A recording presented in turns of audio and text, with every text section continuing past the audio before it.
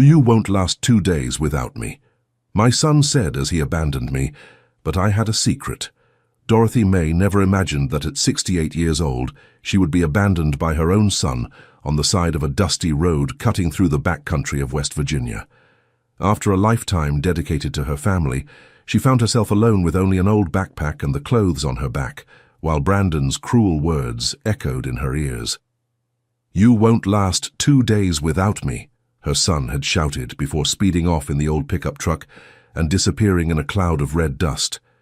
He was right about one thing. Dorothy really wouldn't last 2 days being the fragile, dependent woman he thought she was. But Brandon never knew his mother held a secret that could transform not only her own life but that of hundreds of people. The sun beat down mercilessly as Dorothy got up from the ground where she had been left. Her knees ached, but her hands did not tremble. In the distance, a few vultures watched curiously, perhaps waiting for another victim of the abandonment and loneliness that plagued that forgotten region. But Dorothy would not become another statistic. She looked around and saw a faded sign indicating St. Benedict Village, 5 miles. She adjusted the backpack on her shoulders and began to walk. With each step, memories from 45 years ago returned to her mind.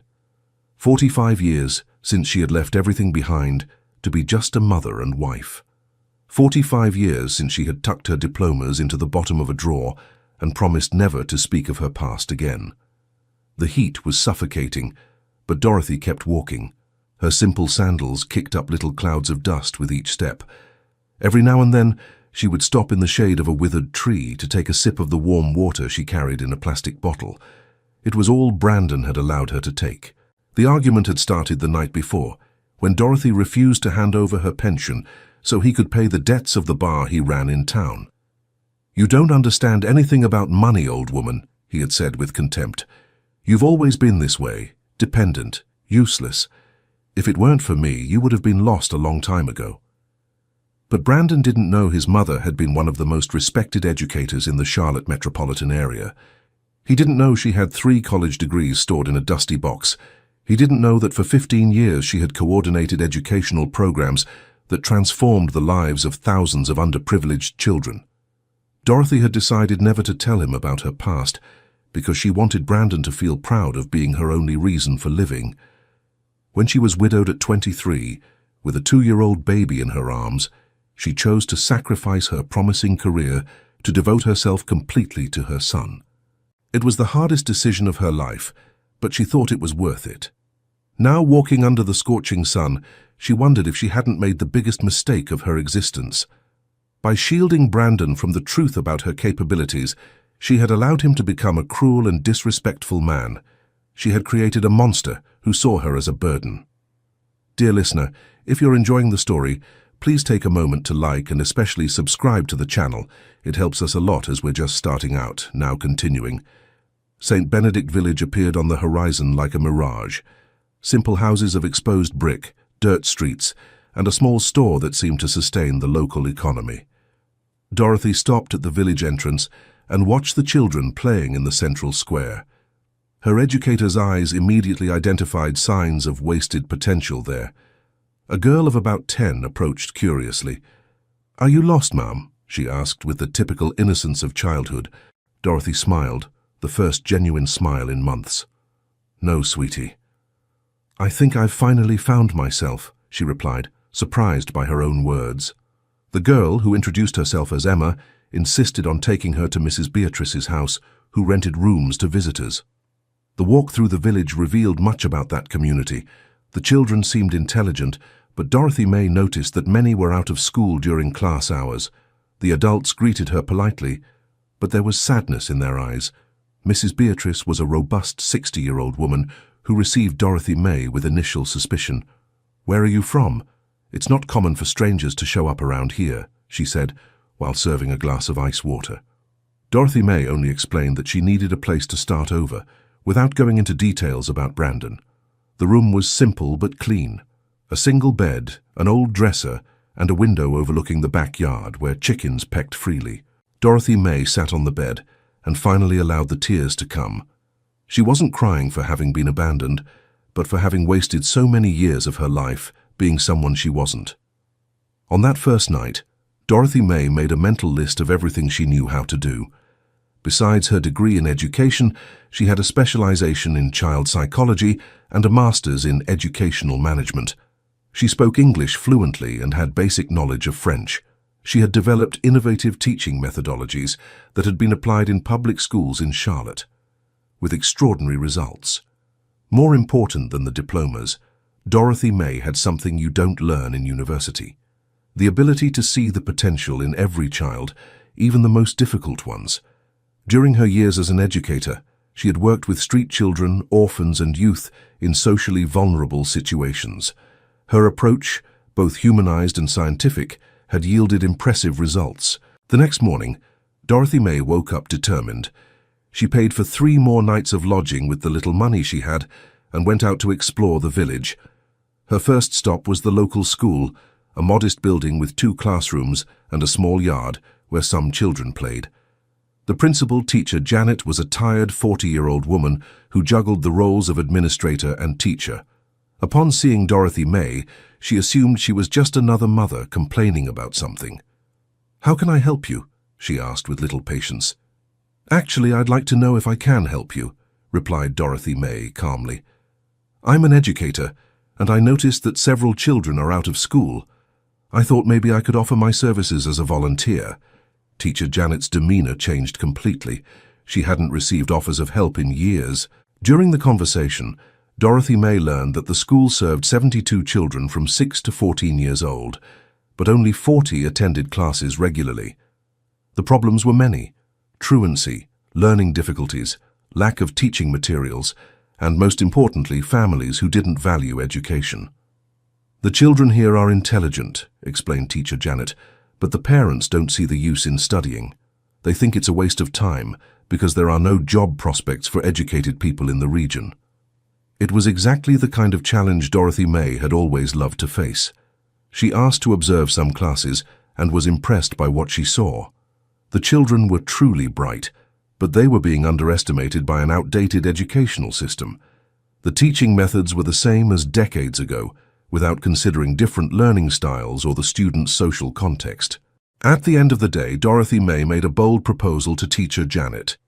"Give me 2 weeks working with the most difficult children. If I don't achieve visible results, I'll leave the village and never bother you again." The principal, skeptical but desperate, accepted the challenge. Dorothy May began by identifying the 5 children with the greatest learning and behavioral difficulties. Among them was Joey, an 8-year-old who couldn't read or write and was considered troublesome by everyone. There was also Sarah Lynn, a 12-year-old who was extremely shy and refused to participate in any group activities. On the first day, instead of trying to teach, Dorothy May simply talked with each child individually. She discovered that Joey had undiagnosed dyslexia and that Sarah Lynn was being bullied by her classmates for being very thin. Each problem had a specific root that needed to be addressed before any educational process could begin. She developed personalized activities for each child, using techniques she had refined over years of experience. With Joey, she worked on motor coordination exercises and playful activities that helped him work around his difficulties with letters. With Sarah Lynn, she created situations where the girl could excel, boosting her self-esteem. The results appeared faster than Dorothy May expected. Within a week, Joey was already able to form simple words and showed enthusiasm for his studies. Sarah Lynn began to interact with her classmates and even offered to help other children who struggled with math. News of Dorothy May's extraordinary work spread through the village like wildfire. Parents began seeking her out to understand how their children had changed so much in such a short time. She patiently explained that every child was unique and needed to be treated according to their individual characteristics. Teacher Janet was impressed by the transformations. "How did you manage this?" "I've worked with these children for years and have never seen such rapid progress," she admitted humbly. Dorothy May smiled and replied, "Experience and love for children. When you believe in a child's potential, they start to believe in themselves too." Mrs. Beatrice, who had become Dorothy May's confidant, suggested that she offer talks for parents about child education. "You have a special way with people. "I'm sure everyone would benefit from your knowledge," she said, while serving afternoon coffee. Dorothy May accepted the suggestion and organized the first meeting at the local church, the only space large enough to accommodate those interested. She expected maybe 10 or 15 people, but over 40 parents and guardians showed up. Word had spread that someone who truly understood children had arrived. During the talk, Dorothy May covered basic topics like the importance of routine, healthy boundaries, and how to identify different types of intelligence in children. She used practical examples from the village itself, citing cases of children who had improved with small adjustments in the educational approach. A father raised his hand and asked, "Mrs. Dorothy May, where did you study? Because I've never seen anyone explain these things so clearly." Dorothy May hesitated for a moment. She had decided not to talk about her past, but she realized her credibility depended on some transparency. "I was an educator for 15 years in Charlotte," she replied simply. "I worked in public schools and developed some educational programs. Then I retired and ended up here." It wasn't a lie, just an abbreviated version of the truth. Dear listener, if you're enjoying the story, please take a moment to like and especially subscribe to the channel. It helps us a lot as we're just starting out. Now, continuing. The revelation completely changed the community's perception of Dorothy May. She wasn't just a nice lady who liked children, but a qualified professional who had chosen to help them. Respect and admiration grew exponentially. In the following days, Dorothy May was sought out by families from neighboring villages who had heard about her work. A mother brought her teenage son who had dropped out of school to work on the farm. Another arrived with a 5-year-old girl who had refused to speak since her father left. Each case was a different challenge, but Dorothy May felt truly alive for the first time in decades. She was using all her knowledge and experience in a meaningful way, seeing concrete results from her work. It was very different from the years of frustration she had lived with Brandon, when she felt useless and undervalued. The mayor of the neighboring town, Colonel Harrison, heard about Dorothy May's work through chatter at the weekly market. He was a pragmatic man who was always interested in initiatives that could improve his political image. He decided to meet personally this educator who was making such an impact in the region. When he arrived at St. Benedict Village, he found Dorothy May leading an activity with 15 children in the schoolyard. They were organized in groups, solving math problems through games. The children's enthusiasm and engagement were evident to any observer. "Mrs. Dorothy May," called the mayor after the activity ended, "I need to speak with you about a proposal." He explained that his town faced the same educational problems and would like to hire her as a consultant to develop a pilot program for family education. Dorothy May listened to the proposal with growing interest. The mayor offered a decent salary and total freedom to implement her methodologies. It was the opportunity to impact hundreds of children and families, something she had always dreamed of but had never achieved on a large scale during her previous career. "I accept your proposal," said Dorothy May after a few minutes of reflection, "but on one condition. The program must be completely free for the families, and I need complete autonomy to hire a qualified team." The mayor agreed immediately, seeing the political potential of the initiative. The news of Dorothy May's official hiring spread quickly. Mrs. Beatrice was moved. "I always knew you were special. From the first day you arrived here, I could tell you weren't an ordinary person." Dorothy May hugged her friend, acknowledging that she had found more than a place to live. She had found a family. Teacher Janet was worried about Dorothy May's possible departure. "Are you going to leave us?" she asked sadly. Dorothy May reassured her. "The program will be based here in the village. We are going to turn this place into the regional center of educational excellence." It was an ambitious promise, but Dorothy May was sure she could fulfill it. While organizing the details of her new job, Dorothy May received an unexpected call. It was Gloria, her old co-worker from Charlotte, who had seen an article in the local newspaper about the educator who is revolutionizing education in the countryside. "Dorothy May, is that really you?" asked Gloria, incredulous. "I thought you had retired for good. What are you doing in the middle of nowhere?" The conversation was long and emotional. Gloria said that many former colleagues always wondered what had happened to Dorothy May, who had simply disappeared from the educational scene at the height of her career. Gloria now worked for an NGO that developed educational projects and offered to support Dorothy May's program with resources and teaching materials. "You were always brilliant, Dorothy May. If you're working with underprivileged communities again, you're definitely going to make a difference," she said enthusiastically. The conversation with Gloria awakened in Dorothy May memories of her golden era as an educator. She had developed her own methodology called Humanized Holistic Education, which combined modern pedagogical techniques with emotional support for children. Her projects had been recognized by the Department of Education and served as a model for other regions. All of this had been abandoned when Brandon began showing behavioral problems in his teenage years. Dorothy May believed she needed to dedicate herself exclusively to her son to correct his course. She gave up awards, promotions, and recognition to be just a mother. A decision she now realized had been both noble and mistaken. Brandon had become the exact opposite of what she had hoped for, a selfish, irresponsible, and cruel man. Despite all the maternal sacrifices, he grew up without solid values and without respect for others. Dorothy May's emotional investment had not yielded the expected fruits, but now, at 68 years old, she had a second chance to make a difference in the world. The children of St. Benedict Village and the surrounding region needed her, and she could finally use all her professional potential again. It was as if she had been resurrected from the person she had become to return to who she truly was. The Integrated Family Education Program was officially launched 2 months after Dorothy May's arrival in the village. The inauguration event brought together regional authorities, educators, families, and local press. Dorothy May, wearing a simple yet elegant outfit she had bought with her first paycheck, spoke with confidence and passion. "Every child is a universe of possibilities," Dorothy May told those present. "Our role as educators and families is to discover these possibilities and help them flourish. There are no problem children, only children who haven't yet found the right way to learn and express themselves." The program began serving 50 families, but demand grew rapidly. Dorothy May hired 2 assistants, a recently graduated psychologist and an educator with experience in rural communities.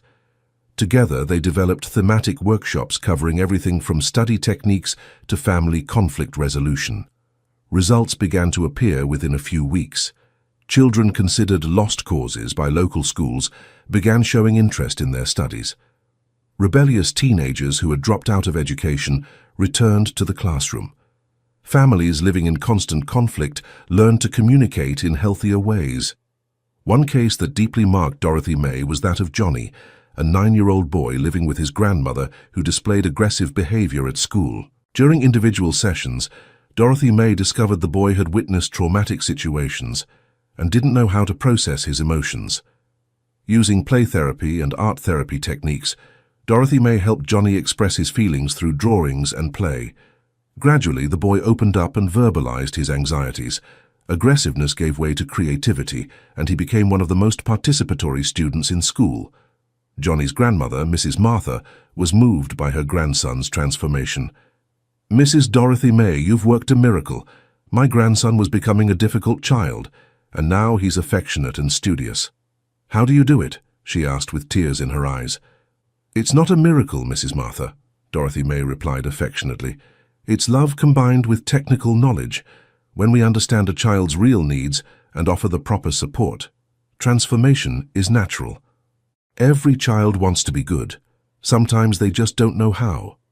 Dorothy May's fame as an exceptional educator spread beyond the region. Journalists from Charlotte came to learn about the program and wrote reports about the educational phenomenon from the countryside. A national education magazine published a cover story about the innovative methodologies developed in St. Benedict Village. With the media recognition came invitations to speak at universities and educational conferences. Dorothy May accepted some, always returning to her beloved village. Her work was there, with the families who had become her reason for living. During a lecture at Appalachian State University, Dorothy May reconnected with several former colleagues who hadn't seen her in decades. The reception was warm and full of admiration. "Dorothy May, you vanished off the map at the peak of your career and now return as a legend," joked an old project partner. Sometimes we need to get lost to find ourselves, Dorothy May replied philosophically. The years I spent away from education taught me a lot about life. Now I can apply not just technical knowledge, but also life wisdom to my work. The lecture was an absolute success. Dorothy May presented impressive data on the program's results: an 80% decrease in school dropout rates, significant improvement in academic performance, and a drastic reduction in family conflicts in the served region. The numbers spoke for themselves. After the presentation, a teacher from the audience asked a question that deeply moved Dorothy May. How did you manage to keep your passion for education after so many years? Many of us feel discouraged by the challenges of the educational system. Dorothy May took a deep breath before answering, "My passion for education was reborn when I found my true purpose. For many years I was lost, trying to be someone I wasn't. When I returned to being myself, I rediscovered that transforming lives through education is my mission in the world." The answer was met with emotional applause. Many people in the audience identified with the feeling of having lost their professional identity over the years. Dorothy May represented the possibility of starting over and rediscovery, even at an advanced age. On the flight back home, Dorothy May reflected on the paths her life had taken. 6 months earlier, she was being humiliated and abandoned by her own son. Now she was nationally recognized as an innovative and inspiring educator. The transformation was almost surreal. But what impressed her most wasn't the external recognition, but the inner peace she had found. For the first time in decades, she felt complete and fulfilled. She was doing exactly what she was born to do, impacting lives in a positive and lasting way. Arriving at St. Benedict Village, Dorothy May was greeted with a celebration by the children and families in the program. They had prepared a surprise, a colorful mural on the school wall with drawings and thank you messages. "Mrs. Dorothy May, our teacher of the heart," was written in the center, surrounded by dozens of children's drawings. Mrs. Beatrice, now her best friend, observed Dorothy May's emotion at the tribute. "You found your true family," she said affectionately.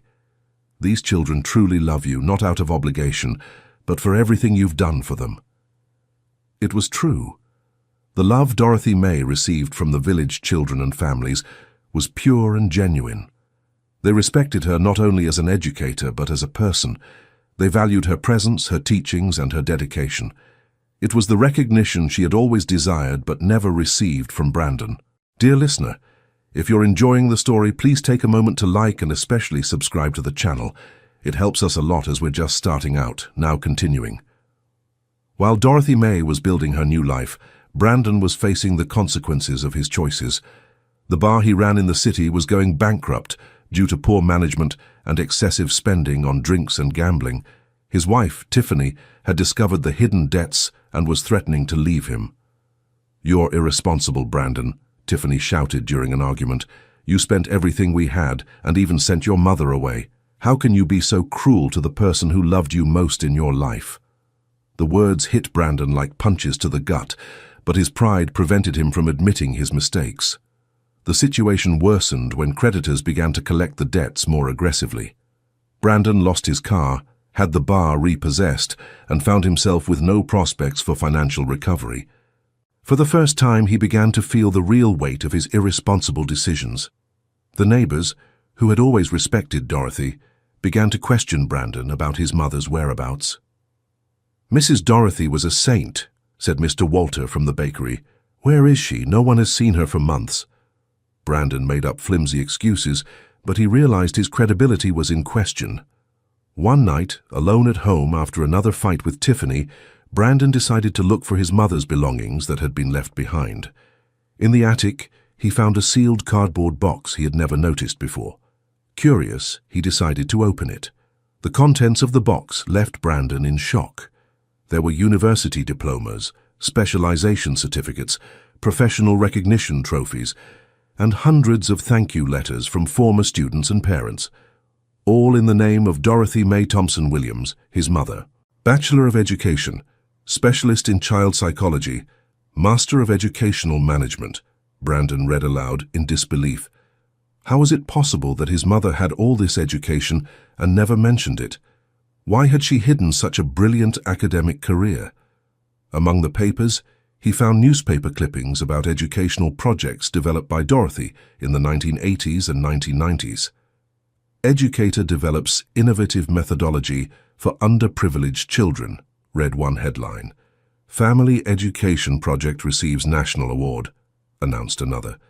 Brandon discovered that his mother had been a pedagogical coordinator at important schools in Charlotte, a consultant for the state government, and a nationally recognized speaker. She had abandoned all of that when he was a teenager, claiming she wanted to dedicate herself more to the family. A handwritten letter, yellowed with time, caught his attention. It was a proposal for Dorothy to coordinate an international educational program with a salary in dollars and housing in Washington, D.C. The letter was from 1995, and Dorothy had politely refused, explaining that her family responsibilities did not allow her to accept. Brandon began to understand the magnitude of the sacrifice his mother had made for him. She had abandoned a successful career, professional recognition, and financial stability to be just a mother. She had given up her dreams and ambitions to dedicate herself exclusively to him. Memories of his childhood began to make sense from a new perspective. His mother always knew how to handle his behavioral problems, always had the right answers for his school difficulties, always encouraged him to study and develop. It wasn't maternal intuition, it was professional knowledge applied with love. Brandon spent the night reading every document, every letter, every certificate. His mother was not the simple, dependent woman he had imagined. She was a highly qualified professional who had chosen to hide her competencies so as not to overshadow or diminish his role as an only child. The next morning, he sought out Tiffany and showed her the discovery. "You won't believe what I found about my mother," he said, his voice choked. His wife was equally shocked to learn about Dorothy's academic past. "She was an important person, and you treated her like a nuisance," said Tiffany, unable to hide her disappointment. Guilt began to eat away at Brandon from the inside. He had humiliated and abandoned an extraordinary woman who had sacrificed everything out of love for him. He had thrown away the most valuable person in his life out of pure selfishness and ignorance. The weight of this realization was almost unbearable. Tiffany, who had always admired Dorothy, decided she no longer wanted to live with a man capable of such cruelty. "I'm leaving, Brandon. I can't respect you anymore after learning what you did to Mrs. Dorothy. She deserved your love and care, not abandonment and contempt." Alone and broke, Brandon began searching for information about his mother's whereabouts. He asked neighbors, acquaintances, and old friends of Dorothy May. But no one knew where she was. She had simply vanished after he abandoned her on that road. The search became an obsession. Brandon sold the few belongings he had left to have money for gas and keep looking. He visited police stations, hospitals, hostels, and shelters in several towns, always with the same description: a 68-year-old woman, graying hair, last seen on the road between Bluefield and Beckley. After 2 months of fruitless searching, Brandon nearly gave up. He was in a small country town when he decided to stop at a gas station for coffee. While waiting for service, he overheard a conversation between 2 truckers about a famous educator who's working miracles in a village near here. "The woman appeared out of nowhere and transformed education in the region," one trucker was saying. "They say she has a special method for dealing with difficult children. My sister-in-law took her boy there and he completely changed." The other added, "They call her Mrs. Dorothy, a white-haired lady who came from Charlotte." Brandon's heart raced. Could they possibly be talking about his mother? He asked the truckers for the location of the village and immediately headed there. The 2-hour drive felt like an eternity, a mix of anxiety, hope, and fear of what he would find. Upon arriving at St. Benedict Village, Brandon was struck by the activity. There were people from several neighboring towns moving about, some carrying children, others with school supplies. It seemed some important event was happening. He stopped at a small market and asked about Mrs. Dorothy, the educator. The shopkeeper smiled immediately. "Ah, you've come to see our celebrity. She's at the school right now, giving a talk for parents. She's an extraordinary woman. She transformed our community." Brandon walked to the school with his heart in his throat. From a distance, he could hear a woman's voice speaking with confidence and authority to a large group of people. When he got close enough to see through the window, he could hardly believe his eyes. His mother was at the center of a circle of over 50 adults, gesturing naturally as she explained some educational concept. She wore simple clothes, but was neatly dressed. Her graying hair was well kept, and her face radiated a confidence Brandon had never seen before. "When we understand that every child has their own learning pace," Dorothy was saying to the attentive listeners, "we stop forcing them to fit into rigid molds and begin adapting our approach to their individual needs." The audience listened with reverence, taking notes and nodding in agreement. Brandon watched his mother for almost an hour, completely fascinated. This was not the insecure, dependent woman he knew. This Dorothy spoke with authority about education, child psychology, and educational management. She answered complex questions with ease and cited academic research naturally. During a break, he saw people approach Dorothy with thanks and praise. "Mrs. Dorothy, my daughter has improved so much in school after your guidance," said one emotional mother. "Thank you for teaching us to be better parents," added another. Her son observed the transformation with a mixture of pride and shame. Pride at discovering his mother was an extraordinary person, admired and respected by hundreds of people. Shame for having been unable to see these qualities and for having treated her with such contempt. When the talk ended, Brandon waited for the crowd to disperse before approaching. Dorothy was gathering her materials when she heard familiar footsteps behind her. When she turned around, she saw her son standing a few meters away, with an expression of remorse she had never seen before. "Mother," said Brandon with a trembling voice, I came looking for you. I need to ask for forgiveness." Dorothy May watched him silently for a few seconds, assessing the sincerity in his eyes. There was hurt, but there was also a maternal love that had never completely died. "Brandon," she replied calmly, "what are you doing here?" The question wasn't aggressive, but there was an emotional distance he had never noticed before. His mother was no longer desperate for his approval or attention. She had found her own worth and purpose. "I found your diplomas," explained Brandon, pulling some documents from the backpack he carried. "I didn't know that you had done all this. Why did you never tell me about your career?" The question revealed the genuine confusion of someone who had discovered he didn't really know his own mother. Dorothy May sighed and sat in one of the living room chairs. "Because I thought it would be better that way," she answered honestly. "When you were little, I wanted you to feel proud of having a mother who was completely dedicated to you. I didn't want you to think my work was more important than our family." "But you gave up everything for me?" asked Brandon, beginning to understand the magnitude of the maternal sacrifice.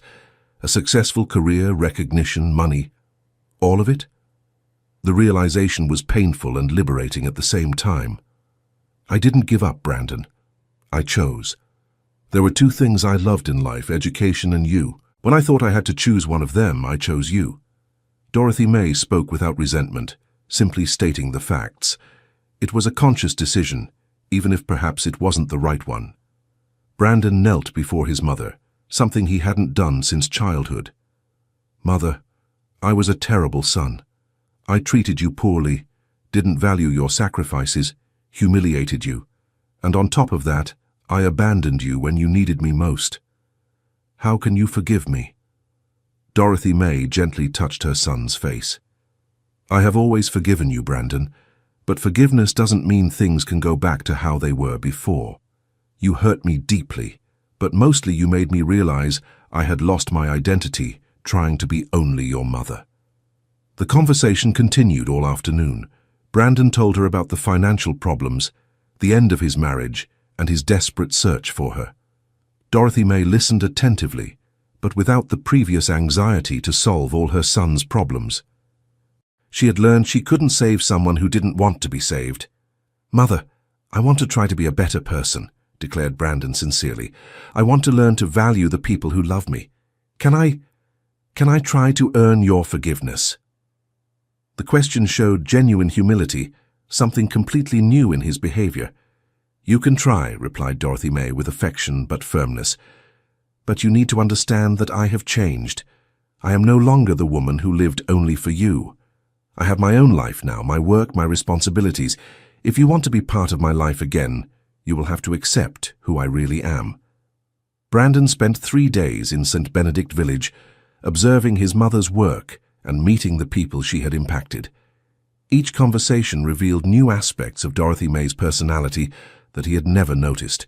She was a natural leader, a respected counselor, and a passionate educator. During a walk through the village, Mrs. Beatrice told Brandon about Dorothy May's arrival. "My son, your mother arrived here as a lost person, but she was never fragile. From the first day, I knew she was special. She had an inner strength that showed in everything she did." "She saved my daughter," said teacher Janet. "Sarah was having serious learning problems, and Mrs. Dorothy May managed to identify that she had dyslexia. Today, my little girl is among the best students in her class. Her mother is an angel in human form." Each testimonial was like a stab to Brandon's heart. People were describing a Dorothy May he had never known, or rather, had never bothered to know. He had lived with an extraordinary person his whole life, and had only seen an ordinary woman who existed to serve him. On the last day of his visit, Brandon attended a session of the educational program. He saw his mother working with difficult children, applying sophisticated pedagogical techniques with impressive naturalness. It was like watching an artist in their purest form of expression. "Now I understand why you are so respected," Brandon said after the session. "I always knew you were good with children, but I never imagined you were a professional of this caliber." The admiration in his voice was genuine, mixed with regret for having wasted years ignoring his mother's qualities. Before leaving, Brandon made a solemn promise. "Mom, I'm going back home and I'll try to rebuild my life. I'll look for honest work, stop drinking, and maybe even study. I want to become someone you can be proud to call your son." Dorothy May hugged him affectionately, but also with realism. "I'm rooting for you, my son. But do this for yourself, not for me. I've already found my peace and my fulfillment. Now you need to find yours." It was wise advice from someone who had learned the difference between loving and sacrificing unnecessarily. The farewell was emotional but not desperate like the old separations. Dorothy May had learned to love without losing herself, to support without sacrificing. Brandon left with a new understanding of his mother and of himself. In the following months, Brandon kept in regular contact with Dorothy May through weekly phone calls. He got a job at an auto repair shop, stopped drinking, and started attending a night course in business administration. The changes were gradual but consistent. "Mom, I managed to pay off all the bar debts," he shared during one call. "I sold what was left and managed to settle everything. Now I'm starting from scratch, but honestly." Dorothy May listened with satisfaction, not for the results themselves, but for seeing her son taking responsibility for his choices. Tiffany, impressed by Brandon's changes, decided to give their marriage a second chance. "He's different," she told Dorothy May over the phone. "More responsible, more caring, more respectful. I don't know what happened during those days he spent with you, but it was transformative." Dorothy May's educational program continued to grow and gain national recognition. She received invitations to advise on public education policies and to write a book about her methodologies. Each new professional achievement boosted her self-esteem and confirmed she had made the right decision to start over. 1 year after the reunion, Brandon visited his mother again. This time, he brought Tiffany along and found a Dorothy May even more fulfilled and confident. The educational program had expanded to 5 neighboring towns, and she was coordinating a team of 15 professionals. "Mum, you look younger," Brandon observed during lunch. It was true. Dorothy May had lost the tired and resigned expression she had carried for years. Her eyes shone with enthusiasm, and her posture showed confidence and purpose. "It's because I've finally gone back to being myself," Dorothy May replied with a smile. "I spent decades trying to be the person you all needed me to be. Now I'm simply who I always was inside, an educator passionate about human potential." Tiffany was impressed by her mother-in-law's transformation. "Mrs. Thompson-Williams, you're unrecognizable. When Brandon told me about your professional past, I couldn't picture it. Now seeing you work, I understand why you are so respected." During that visit, Brandon made an important revelation. "Mom, Tiffany and I have decided to have children, and we want you to be a present grandmother, not to raise our kids like you did with me, but to help us be better parents." It was the recognition that Dorothy May had much to offer as a professional and a person, not just as a caregiver. The proposal moved Dorothy May deeply. To be a grandmother without losing her identity, to contribute to her grandchildren's education without completely sacrificing herself, was the perfect balance she had never imagined possible. "It will be an honor to accompany you on this journey," she replied with tears in her eyes. 2 years later, Dorothy May welcomed her first grandchild, a boy that Brandon and Tiffany decided to name Ethan in honor of the protagonist of the story that had inspired his grandmother's educational career. Dorothy May cried with emotion upon learning of the tribute. "Thank you for giving me the chance to be a grandmother without ceasing to be myself," said Dorothy May, holding the baby in her arms. It was a gratitude directed not only at the couple but at the life that had given her a second chance to make a difference in the world. Dorothy May's educational program became a national reference and was replicated in other states. She wrote 3 books on family education and became a sought-after speaker at international events.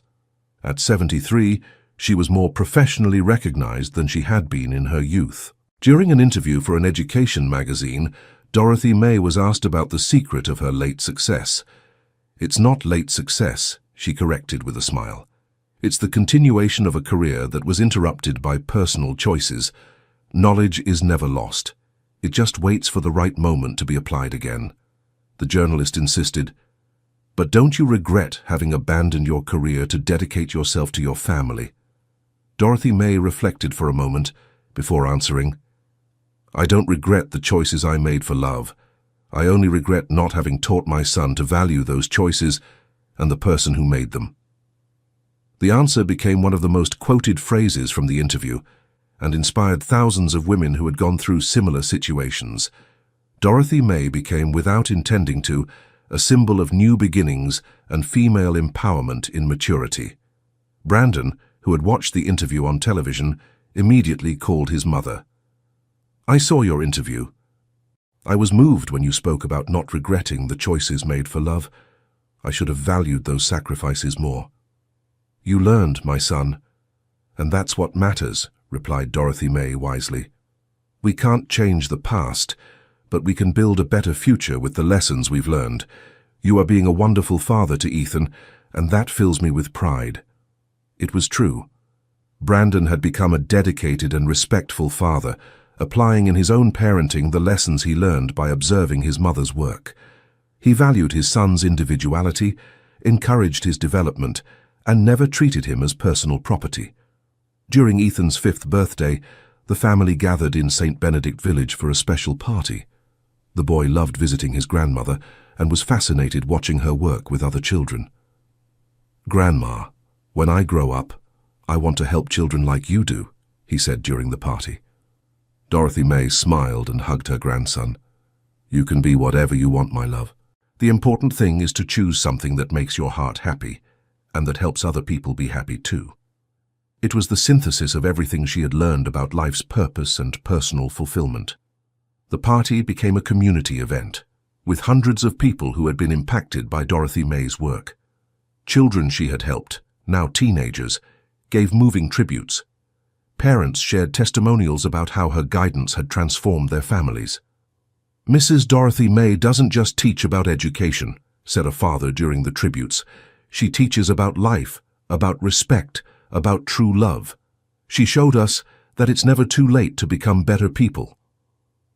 The speech summed up the general feeling of the community. Brandon, listening to the testimonials, finally understood the true scale of his mother's impact on the world.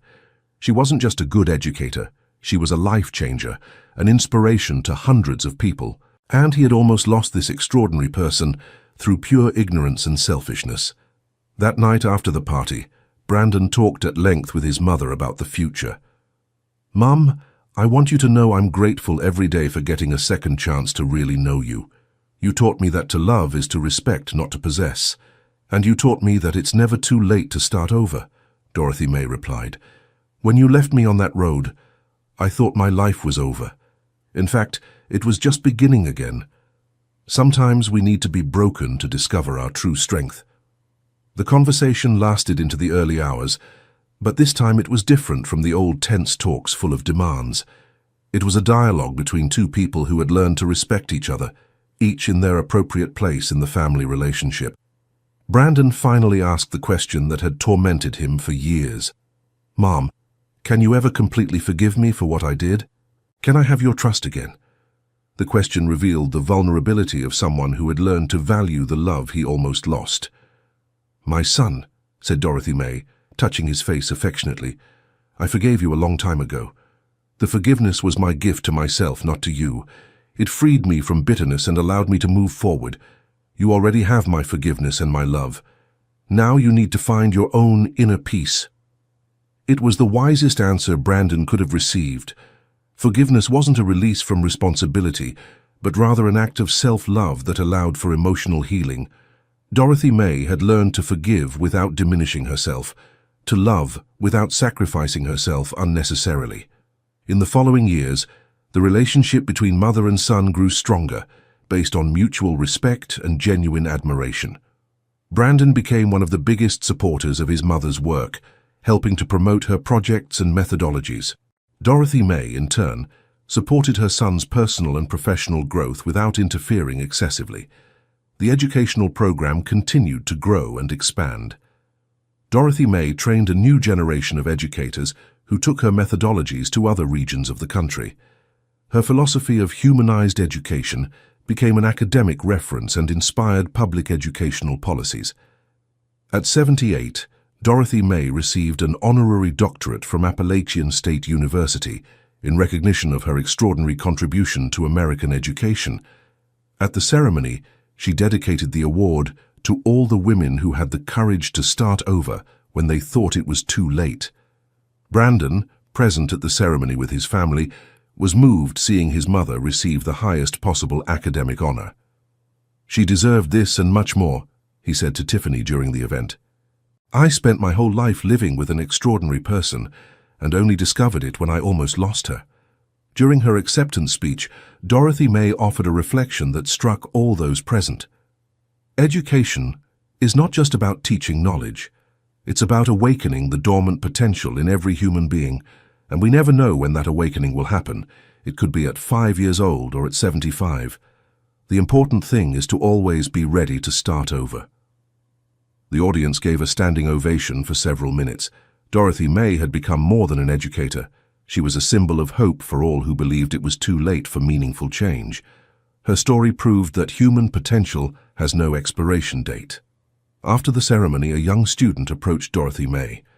"Teacher, my grandmother is 60 years old and has always dreamed of going back to school, but she thinks it's too late. What would you say to her?" The question revealed how Dorothy May's story inspired people of all ages.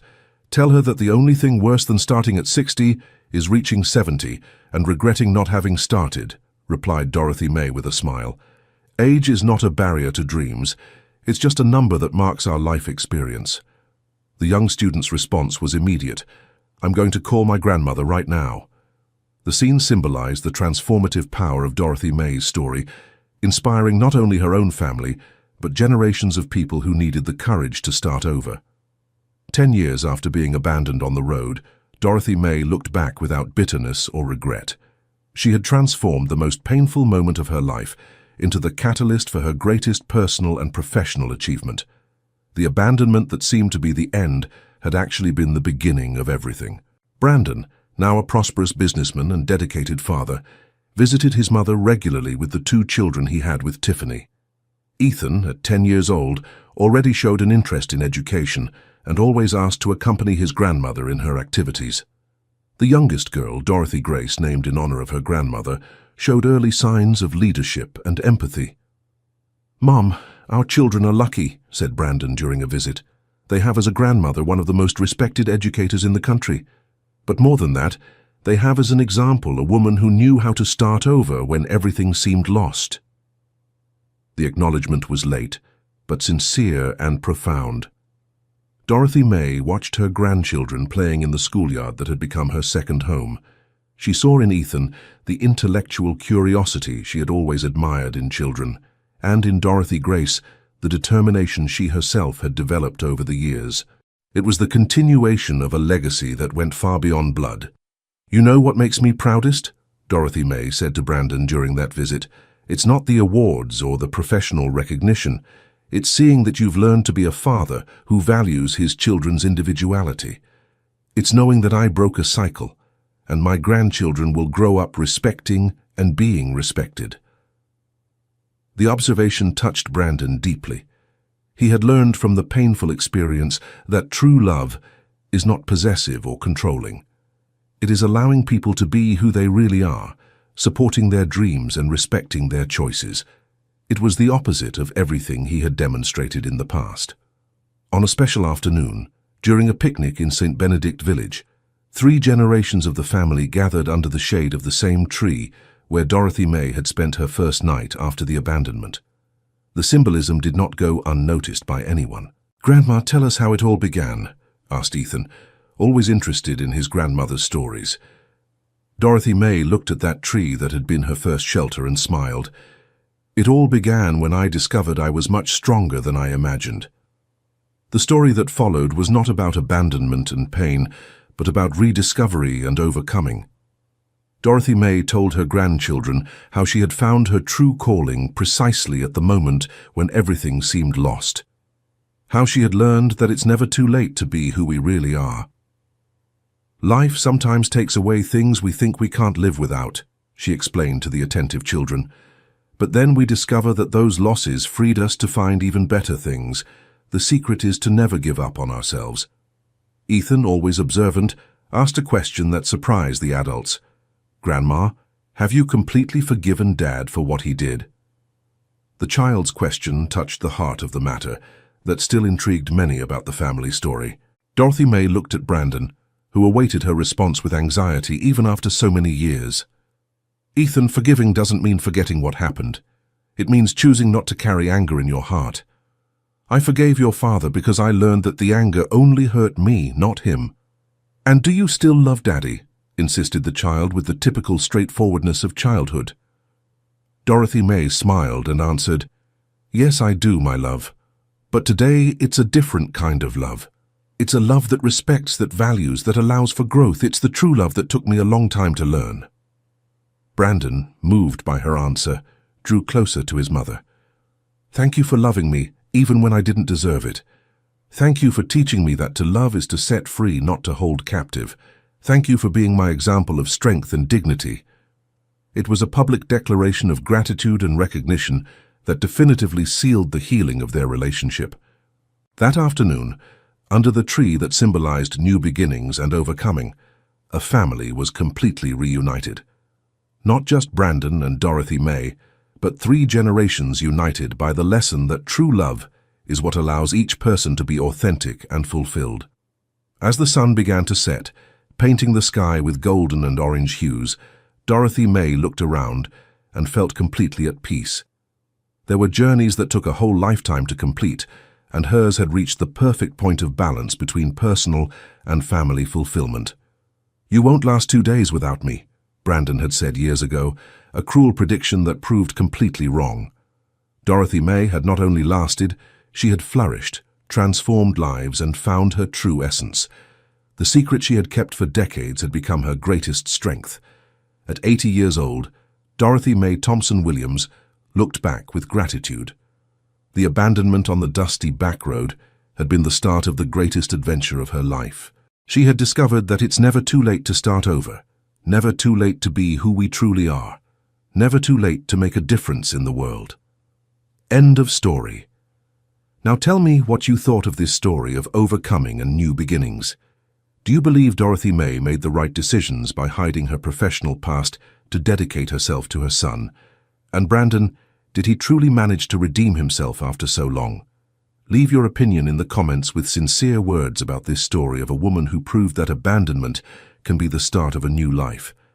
Thank you for your company, and don't forget to leave your like and, most importantly, subscribe to the channel so you don't miss other moving stories about overcoming and family.